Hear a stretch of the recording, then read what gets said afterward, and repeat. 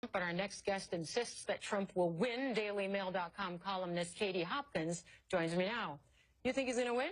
I think he's going to win. I think you guys are in for a big surprise, which I'm quite excited about. I think we've seen a very similar thing here in the UK with Brexit. We saw a lot of the liberal press kind of sneering at Brexiteers. We saw a lot of the sneering that we see from the Clinton News Network, and I think it's something we That's CNN. You're calling us the Clinton News Network. That's exactly correct. And why? Why do you call us the Clinton News Network when we prominently featured a Florida poll that showed Donald Trump had a couple of points to lead in Florida? And earlier on this evening on Twitter, you were telling me, Hillary Clinton has a 12-point lead, and now you're having to look at Florida polls showing a 2-point lead. But those are two different. Very hard for you. Though entirely different things. One is a national poll that showed she had.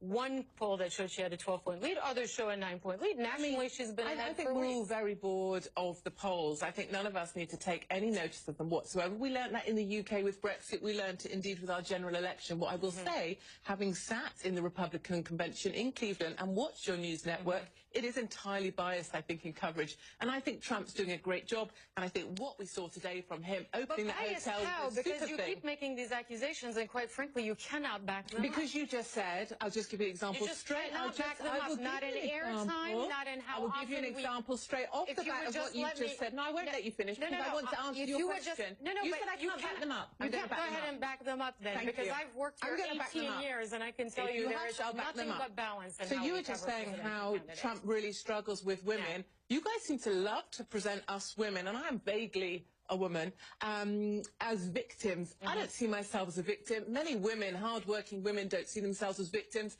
And we could also look at other polls that say 70% of individuals find Clinton to be utterly distasteful. I find her abhorrent to look at. Her little smile there does nothing for me. So as Katie Hopkins, nobody's saying everybody loves Hillary Clinton. Well, I think you just did. Women, you said women love Hillary. Women do not love Hillary Clinton. I never said that. You're literally misquoting me. Tell me your quote. I gave you a poll where she had a 12-point advantage over Donald Trump with the female. They really are meaningless. Move on from polls. I'm bored of your polls. Okay, but you just quoted something I said that was completely factually incorrect. Tell me the correct quote. That women love Hillary Clinton? Oh, wrong word there. Clinton. When did I say You love Clinton, remember, not Trump. This conversation is actually going completely off the rails because it seems like we've just entered a post-fact world where no matter what we say to you, you will actually deny facts and then fabricate quotes and put them in my mouth. I think where we now sit in politics is in a world of post-truth politics where we surround ourselves with the truth that we want to hear. People enter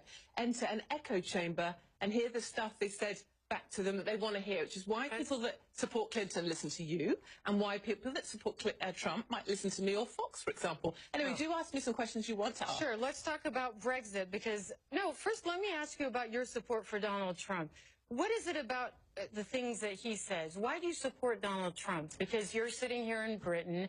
Of course, you were pro-Brexit and all those things, and you have said some absolutely vicious and disgusting things about immigrants. You've called them cockroaches. You've said they were feral. You've said suicidal inmates should just go ahead and kill themselves. I think we should turn back the vote. People with dementia are blocking beds. True. So absolutely disgusting things. In your opinion is it's disgusting. In my opinion, I speak the truth. Anybody who calls a human being a cockroach, I don't think you speak for everybody, darling. Says something. Move along with your disgusting in many people's way. Why do you support Donald Trump? Because for me, as a small business owner, he really speaks to me and the people like me that work hard for a living. He gets things done. I think we've just seen Obamacare. It crucifies small business owners. You're going to get more of that with Hillary Clinton.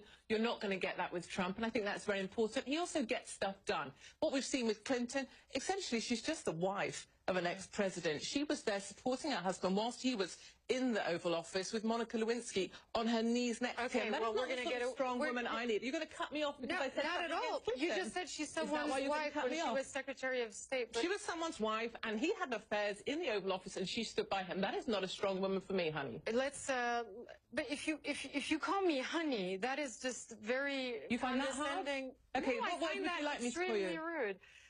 All right, well, let's get this back on track. Brexit. Why did you support Brexit? Keeping migrants out of Britain, was that the main reason? No, not immigration is the main reason. I'm a big fan. I was in the British Army. I'm a big fan of the British forces. It's another reason why I support Trump, actually, because I think he will stand up for our service personnel.